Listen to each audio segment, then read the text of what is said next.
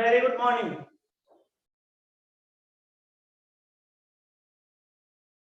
बेटा audio video clear है?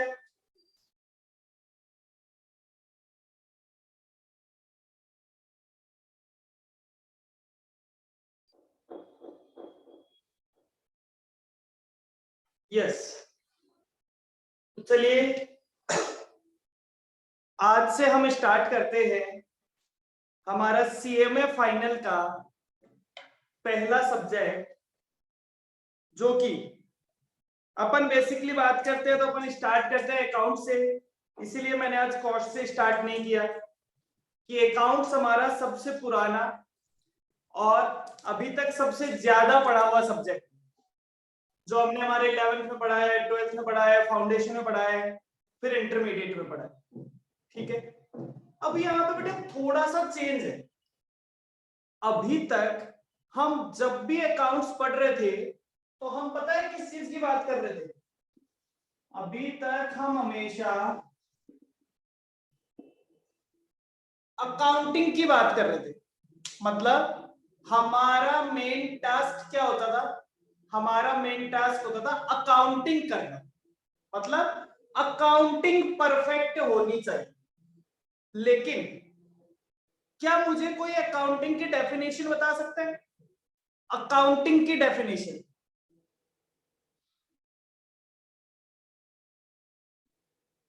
Priyanka, Anjali, accounting की डेफिनेशन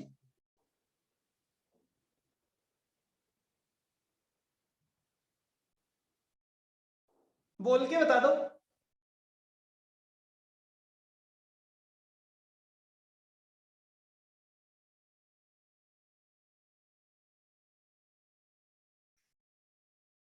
बेटा अकाउंटिंग में 4 काम होते थे।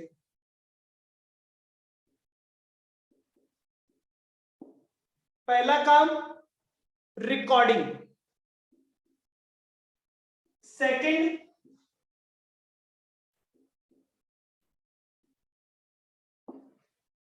Classification,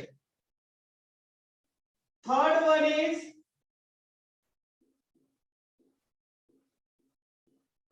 summarise. तो ये तीनों काम हमने किए हैं। रिकॉर्डिंग का मतलब जर्नल, हमने जर्नल बनाई।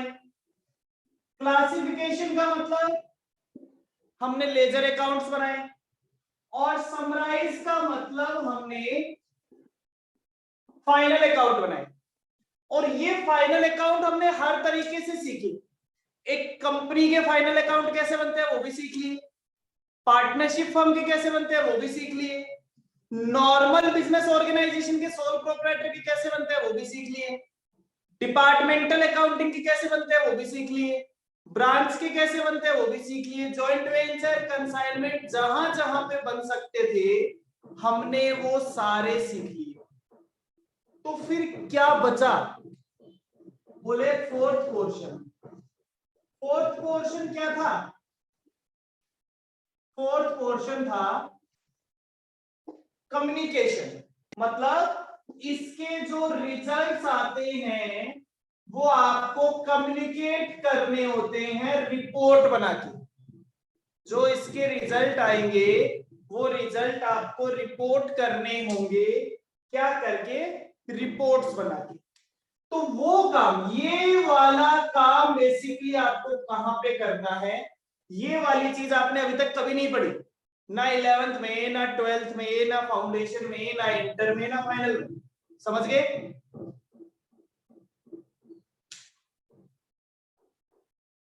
तो ये वाली चीज अब हमें यहां पे पढ़नी है।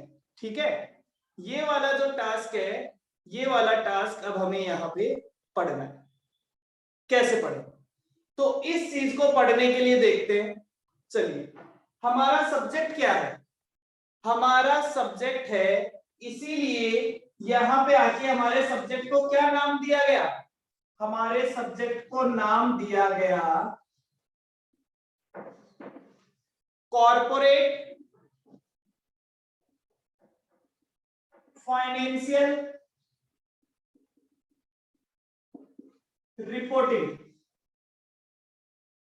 जो हमारा सब्जेक्ट है उस सब्जेक्ट का नाम रखा गया कॉर्पोरेट फाइनेंशियल रिपोर्टिंग। शॉर्ट में हम इसे कहते हैं CFR। शॉर्ट में हम इसे कहते हैं CFR। जब आप सीए पढ़ने जाते हैं बेटा, अगर आप सीए फाइनल में होते हैं तो इस सब्जेक्ट का नाम होता है फाइनेंशियल रिपोर्टिंग, FR। हमारे यहाँ पे इसका नाम इन्होंने रखा है corporate financial reporting, that is CFR।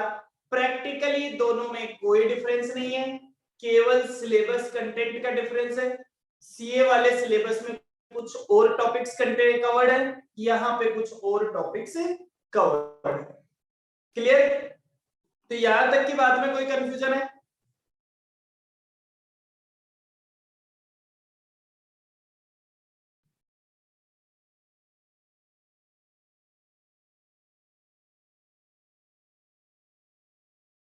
नहीं है। चलिए, तो अब हम चलते हैं आगे। अब बात आती है बेटा सीएफआर के सिलेबस में, सर हम क्या क्या पढ़ने वाले हैं। तो सीएफआर के सिलेबस में ये बेटा हमारा पूरा 100 मार्क्स का पेपर होता है। CFR पूरा 100 मार्क्स का हमारा पेपर है। इस पेपर में जो हमारा फर्स्ट पोर्शन होगा, फर्स्ट पोर्शन, वो पोर्शन है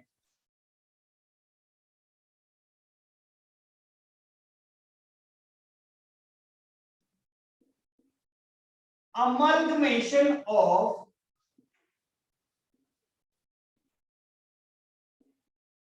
कंपनीज।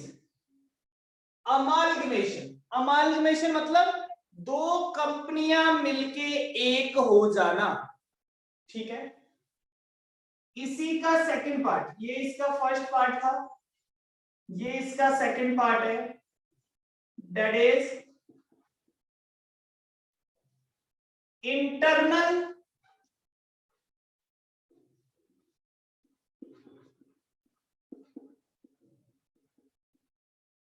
रिकंस्ट्रक्शन। सेकंड पार्ट है इंटरनल रिकंस्ट्रक्शन, और इसको कंबाइंड एक नाम से जाना जाता है जिसे कहते हैं बिजनेस कॉम्बिनेशन। आपकी बुक में ये जो चैप्टर दिया हुआ है, ये किस नाम से दिया हुआ है? ये चैप्टर दिया हुआ है बिजनेस कॉम्बिनेशन के नाम से। क्लियर? सर इस चैप्टर का वेटेज कितना है? बेटा इस अकेले चैप्टर का वेटेज है 20 मार्क्स। जो इस चैप्टर का वेटेज है वो वेटेज है 20 मार्क्स का। अब हम आ जाते हैं हमारे सेकंड पे। जो हमारा सेकंड टॉपिक है वो है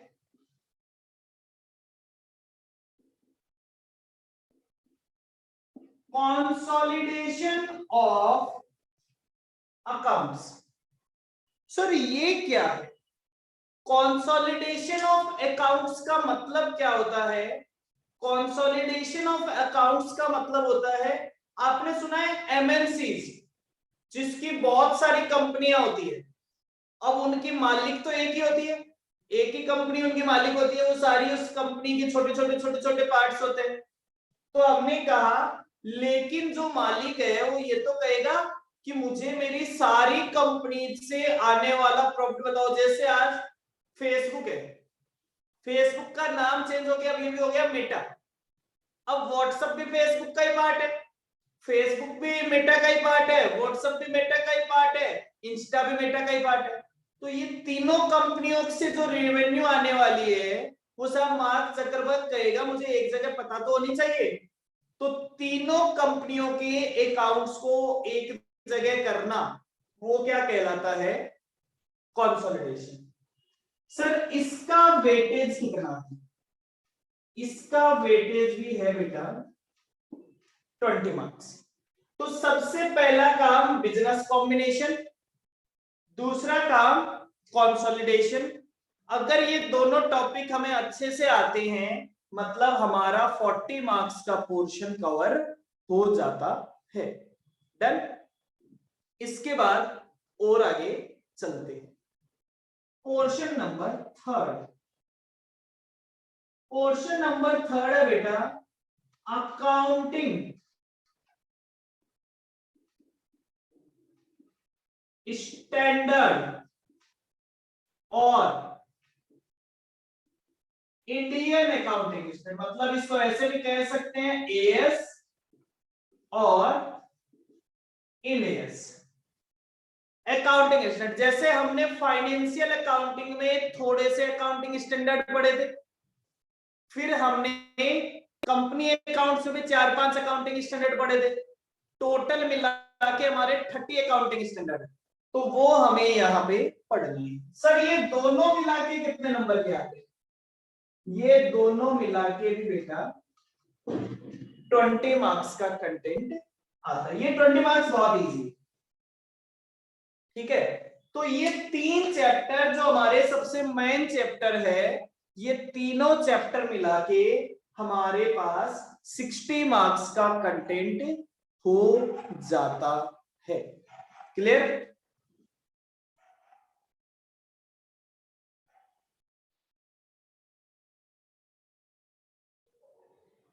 ओके।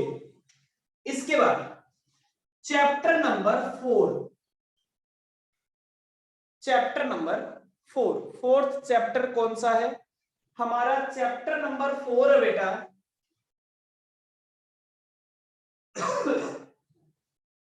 गवर्नमेंट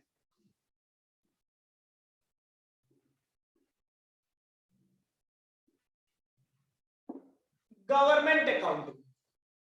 सर ये गवर्नमेंट अकाउंटिंग क्या होती है? गवर्नमेंट अकाउंटिंग का बेटा बेटा आज तक हमने जब भी अकाउंटिंग पढ़ी है ना, तो हमने वो अकाउंटिंग हमारे लिए पढ़ी है। चाहे वो हम पार्टनरशिप फर्म हो, चाहे वो हम कंपनी हो, चाहे वो हम ब्रांच हो, कुछ भी हो, वो अकाउंटिंग हमने हमारे लिए पढ़ी। एक बात बताओ, पैसा तो गवर्नमेंट के पास भी होता है, क्या गवर्नमेंट में हिसाब नहीं रखा जाता? क्या गवर्नमेंट में पैसे के अकाउंट्स नहीं बनाने पड़ते? बनाने पड़ते हैं, क्योंकि वरना तो होगा कि भैया पैसा कहां से आएगा, उस पैसे का हिसाब कौन रखेगा। तो बोले साहब गवर्नमेंट को भी अपनी अकाउंटिंग करनी पड़ती है। तो यहां पे ये बताया गया है कि गवर्नमेंट अपनी अकाउंटिंग कैसे करता है। तो सबसे पहले तो government accounting that is what and how, government accounting क्या होती है और गवर्नमेंट अकाउंटिंग कैसे की जाती है, ये हमें बताया गया। अब एक बात बताओ, हम जब अकाउंटिंग करते हैं तो हमें अकाउंटिंग के रूल्स दे रखे हैं। जैसे हमने अभी कहा कि हमें अकाउंटिंग स्टैंडर्ड पढ़ने पड़ते हैं। हम सारी अकाउंटिंग किसी ना किसी अकाउंटिंग स्टैंडर्ड की तरह करते हैं। जैसे हम कहते हैं साहब क्लोजिंग स्टॉक को कॉस्ट पे वैल्यू करना है या market price which ever is lower, ये हमें AS2 बताता है। कैश फ्लो कैसे कैसे होता है, ये AS3 बताता है। रेवेन्यू को कब रिकॉग्नाइज करना है, कब रिकॉग्नाइज नहीं करना है, ये AS9 बताता है। तो हम सारे काम AS के अकॉर्डिंग करते हैं। तो क्या वैसे ही गवर्नमेंट को भी अकाउंटिंग करने के कोई स्टैंडर्ड दिए गए हैं? होने चाहिए क्या? क्या गवर्नमेंट पे भी अकाउंटिंग के कोई स्टैंडर्ड होने चाहिए?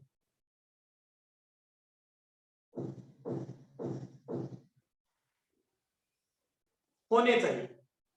लेकिन एक बात बताओ बेटा, अल्टीमेटली रूल बनाने का पावर किसके पास?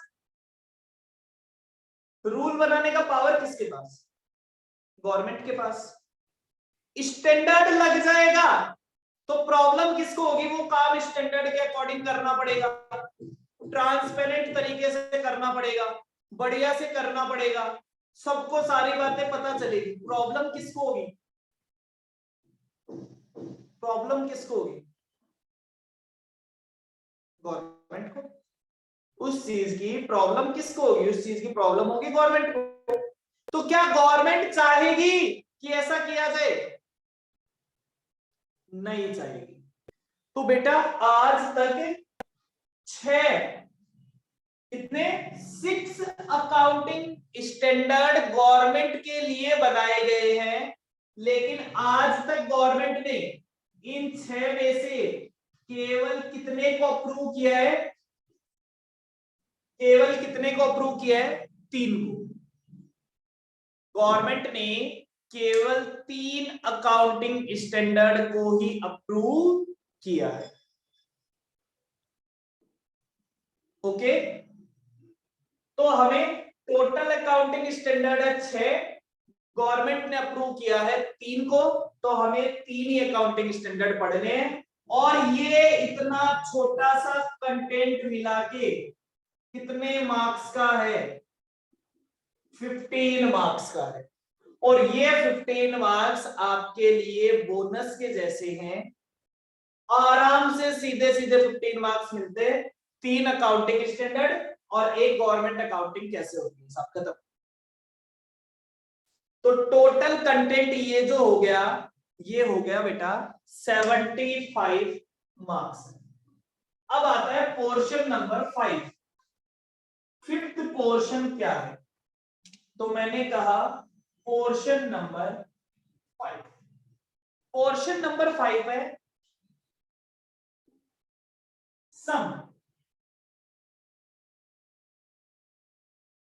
Other topics. कुछ छोटे छोटे टॉपिक हो रहे हैं। जैसे पहला टॉपिक, इसका नाम बहुत अच्छा है। नाम यहां पे दिया हुआ है शेयर बेस्ड पेमेंट। नाम क्या है? Share based payment. सर ये क्या होता है? मैंने कहा आपने एक दूसरा नाम सुना है बेटा इसमें। आपने ईएसओपी सुना है ना? ईएसओपी क्या होता है? ईएसओपी सुना है? तो बस उसी को बोलते हैं शेयर बेस्ड पेमेंट। वो शेयर बेस्ड पेमेंट का ही टाइप होता है। तो हमें ये वाला टॉपिक पढ़ना है। सर और भी कुछ पढ़ना है क्या? हाँ बिल्कुल पढ़ना है। इसके अलावा पढ़ना है valuation of share, valuation of goodwill, valuation of share, valuation of goodwill और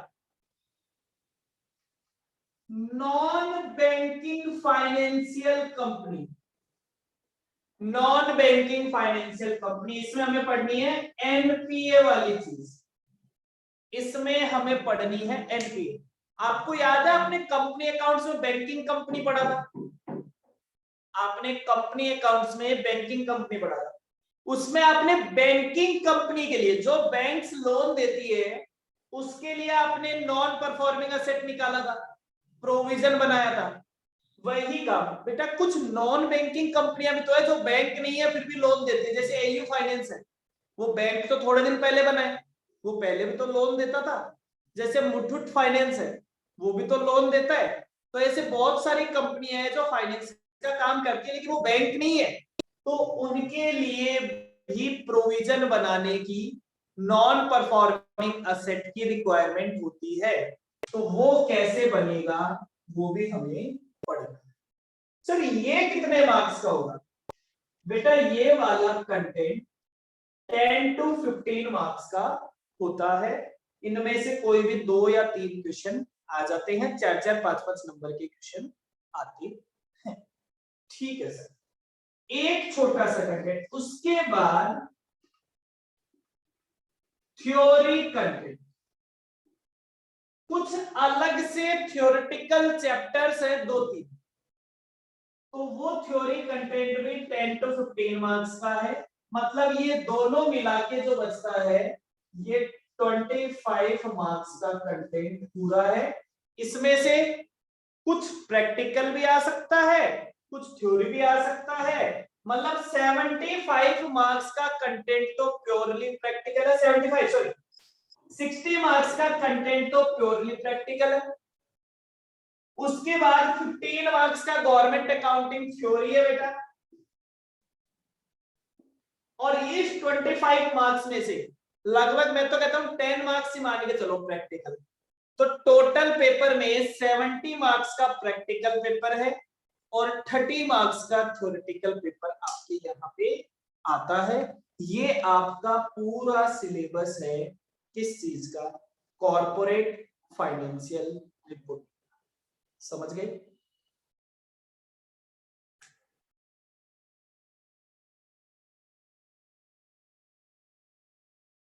अब बात ये है कि हमें इस टॉपिक को, इस पूरे सिलेबस को करने में कितना टाइम लगे। मैं एक आपको रफली ऑन एन एवरेज देता हूं बेटा। जो हमारा चैप्टर नंबर 1 है अमलगमेशन, अमलगमेशन को करने में हमको लगभग 15 क्लासेस लगती है। चैप्टर नंबर 2 कंसोलिडेशन, इसको करने में भी लगभग 15 क्लासेस लगेगी। 14 में भी हो सकता है, 16 में भी हो सकता है। चैप्टर नंबर 3 अकाउंटिंग स्टैंडर्ड, इसको करने में हमें 20 क्लासेस लग जाएंगी, जिसमें एएस भी आ जाएंगे और इंड एएस भी आ जाएंगे। ये अमालिगमेशन, ये consolidation. Chapter number 4 government accounting को करने में हमें केवल 4 क्लासेस लगेगी। इसका मतलब आप देख लो ये 4 क्लासेस कितनी इंपॉर्टेंट है। इन 4 क्लासेस से हमें 15 मार्क्स मिल जाते हैं। फिर हो गया टॉपिक नंबर 5।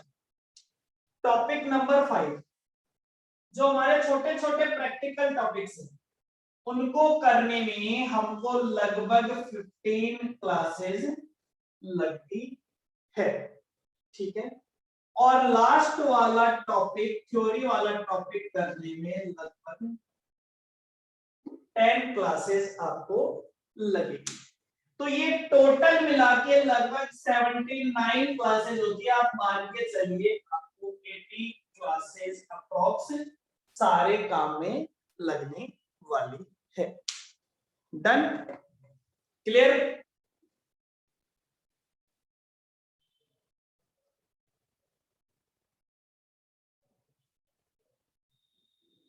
चलिए, अब बात आती है बेटा कि हमें इस पूरे सिलेबस को करना कैसे। देखिए 80 क्लासेस का मतलब आपके पास इस तरह से है कि लगभग 3 मंथ्स का टाइम अभी इस सिलेबस को करने में लगे, और हमारे पास आराम से अगले 3 मंथ्स तक इतना स्पेसिफिक कोई काम नहीं है कि हम इतना टाइम इसको ना दे सके, क्योंकि इसमें हमको थोड़ा थोड़ा टाइम और इन्वेस्ट करना पड़ेगा। जितना आप क्लास में पढ़ेंगे उतना आपको घर पे भी उसको टाइम देना पड़ेगा। शुरू शुरू में नहीं, जैसे ही कोई चैप्टर एंड पे आएगा तो आपको थोड़ा सा टाइम देना पड़ेगा, जिससे कि आप उसे रिकॉल कर पाए। डन?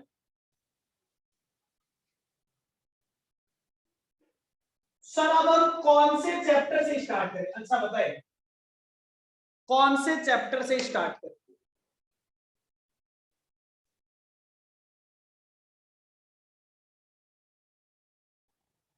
कोई छोटा सा चैप्टर लेना है या कोई बड़ा सा चैप्टर लेना है? मतलब कोई 2 दिन में खत्म होने वाली चीज लेनी है या फिर कोई 5 7 10 दिन में खत्म होने, 15 दिन में खत्म होने वाली? क्योंकि अगर अपन अमालिगमेशन चालू करेंगे 15 दिन लगेंगे, कंसोलिडेशन चालू करेंगे 15 दिन। बड़ा, अक्षिता कह रही है बड़ा टॉपिक। ओके चलो, तो हम पहले चालू करते हैं बेटा, हम पहले चालू करते हैं अमलगमेशन से, कि अमलगमेशन में आपको क्या क्या करना है। चलिए,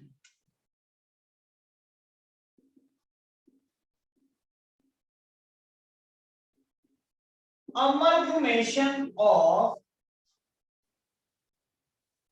कंपनीज।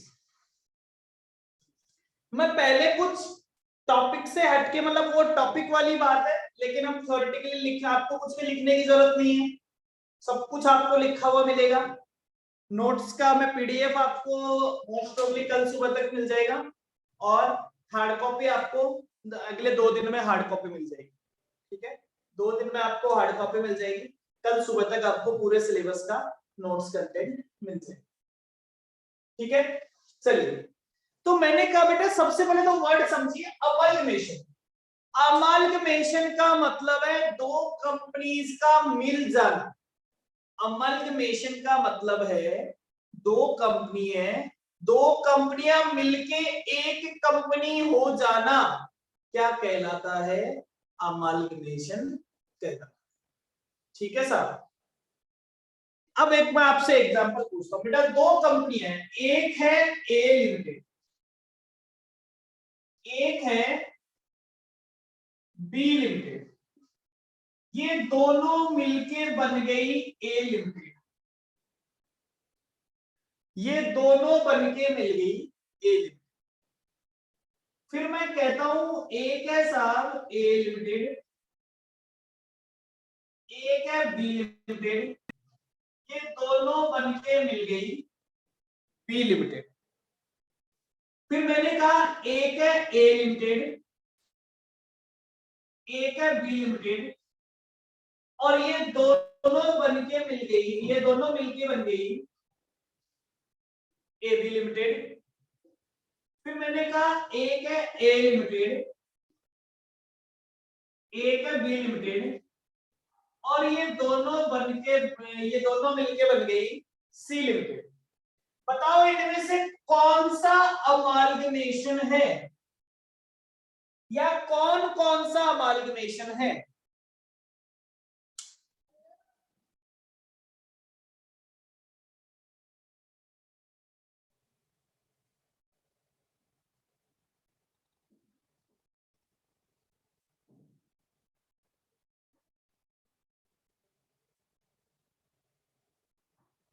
चार ऑप्शन।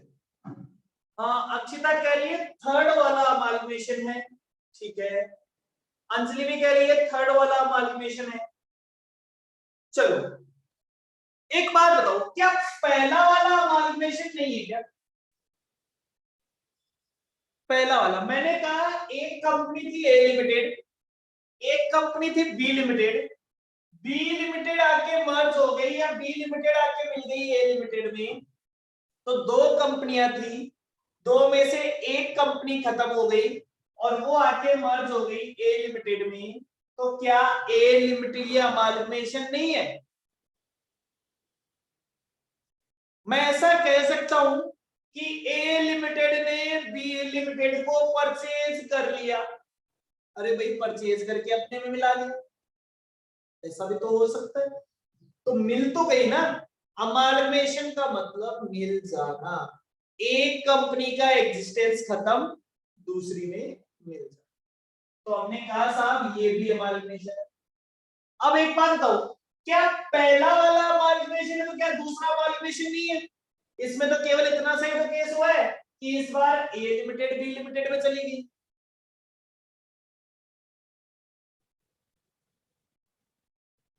डन।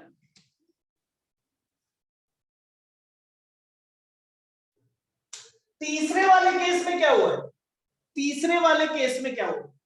ये कह रहे हैं ये है ए लिमिटेड, ये है बी लिमिटेड, और ये जो कंपनी बनी है क्या ये ए लिमिटेड है? नहीं है। मतलब ए लिमिटेड, देखो यहाँ पे ए लिमिटेड बंद, सॉरी यहाँ पे बी लिमिटेड बंद हो गई, यहाँ पे ए लिमिटेड बंद हो गई, यहाँ पे ए लिमिटेड भी बंद हो गई, यहाँ पे बी लिमिटेड भी बंद हो गई, और दोनों मिलके एक नई कंपनी बन गई सी लिमिटेड।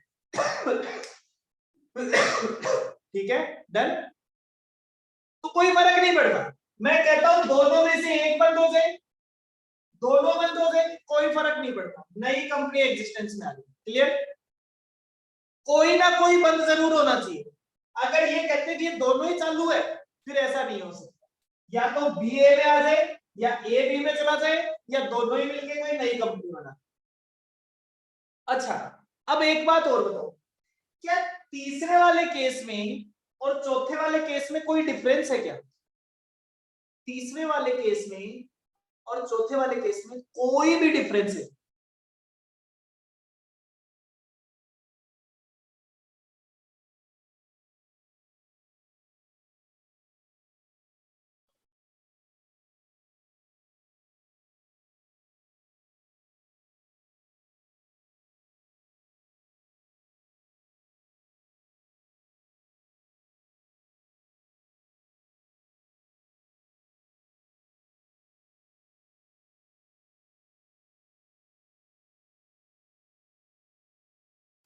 नहीं, देखो कोई डिफरेंस नहीं है बेटा, केवल नाम का डिफरेंस है। यहाँ पे नाम लिखा गया था ए बी, यहाँ पे नाम लिखा गया है सी, बस केवल इतना सा डिफरेंस है और कोई डिफरेंस ही नहीं है।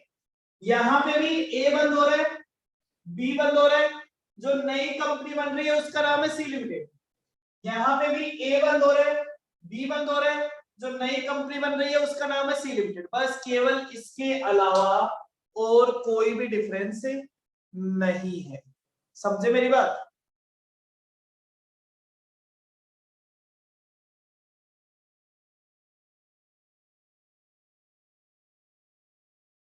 तो बेटा ये चारों ही केस क्या है? अमाल्गमेशन।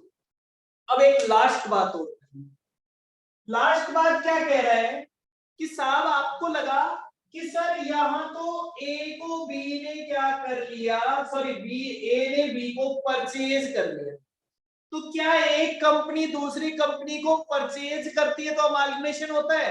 हाँ बिल्कुल होता है। मैं कहता सर यहाँ तो बी ने ए को परचेज नहीं किया, ए खुद जाके, दोनों मिलके अच्छे अच्छे दोस्त थे और जो अच्छे अच्छे दोस्त थे उन्होंने कहा चलो कल से अपन साथ मिलके काम करते हैं, ना तूने मुझे खरीदा है ना मैंने तुझे खरीदा है, लेकिन साथ मिलेंगे तो एक नाम से काम करना पड़ेगा, तो चलो तुम्हारे नाम से काम कर लेते हैं। किसी ने किसी को नहीं खरीदा, मतलब ये क्या हुआ है, इन दोनों का मर्जर हो गया। मर्जर मतलब एक साथ आ गए। तो क्या मर्जर होना भी अमाल्गमेशन कहलाता है? हाँ साहब, परचेज भी अमाल्गमेशन कहलाता है, मर्जर भी अमाल्गमेशन कहलाता है। और अगर कोई न्यू एंटिटी बन जाए तो क्या वो भी अमाल्गमेशन कहलाता है? वो भी अमाल्गमेशन कहलाता है। क्या कोई दोनों को परचेज करके अपनी कंपनी बना ले तो क्या वो भी अमाल्गमेशन कहलाता है? वो भी अमाल्गमेशन कहलाता है। मतलब सिंपल सा तरीका है बेटा, पहले दो लोग थे, उसमें से एक का एग्जिस्टेंस खत्म, पहले दो लीगल एंटिटी थी, एक थी ए लिमिटेड एक थी बी लिमिटेड, ए लिमिटेड का एग्जिस्टेंस खत्म, अब केवल बी लिमिटेड, तो अमाल्गमेशन है। बी लिमिटेड का एग्जिस्टेंस खत्म, अब केवल ए लिमिटेड है, तो भी अमाल्गमेशन है। दोनों का एग्जिस्टेंस खत्म और मिलके नई कंपनी बन गई, वो भी अमाल्गमेशन। तो सारे केसेस ये क्या है? अमाल्गमेशन है। अमाल्गमेशन में अलग अलग तरीके बताए गए हैं, परचेज क्या होता है, मर्जर क्या होता है, वो सारी बातें हमने समझी। डन? यहां तक क्लियर है?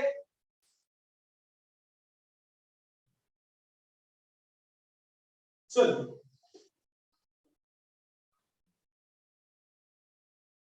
अब बेटा एक छोटी सी प्रॉब्लम है। सर क्या प्रॉब्लम है? बेटा प्रॉब्लम ये है कि हमारे पास दो तरह की चीजें आ गई। एक तो है साहब एएस, अकाउंटिंग स्टैंडर्ड, जो रूल इंडिया ने बना रखे थे अकाउंट्स करने के, जो पिछले 15-20 सालों से चलते चलते आ रहे थे और हम उनके हिसाब से अकाउंटिंग कर रहे हैं। फिर फॉरेन, अब आजकल क्या है, एमएनसीज का जमाना आ गया, बहुत सारी कंपनियां हैं जिनकी इंडिया में भी कंपनी है, इंडिया के बाहर भी कंपनी है, इंडिया के बाहर वाले इंडिया में आके बिजनेस करने लग गए, तो अब उनको प्रॉब्लम आने लग गई, तो बोले फॉरेन के हिसाब से भी एएस बनाए गए, उनको कहा गया इंडेस। तो पहले अकाउंटिंग होती थी एएस के हिसाब से, अब अकाउंटिंग होने लगी इंड एएस के हिसाब से। और हमारा जो सिलेबस है उसको भी इंड एएस के हिसाब से कन्वर्ट कर दिया गया है। तो इसका मतलब अब हमें इसको पढ़ते वक्त क्या फॉलो करना है? अब हमें इसको पढ़ते वक्त इंड एएस को फॉलो, तो मतलब अब जब हम इस चैप्टर को पढ़ेंगे तो हम इंड एएस के हिसाब से इस चैप्टर को पढ़ेंगे। क्लियर?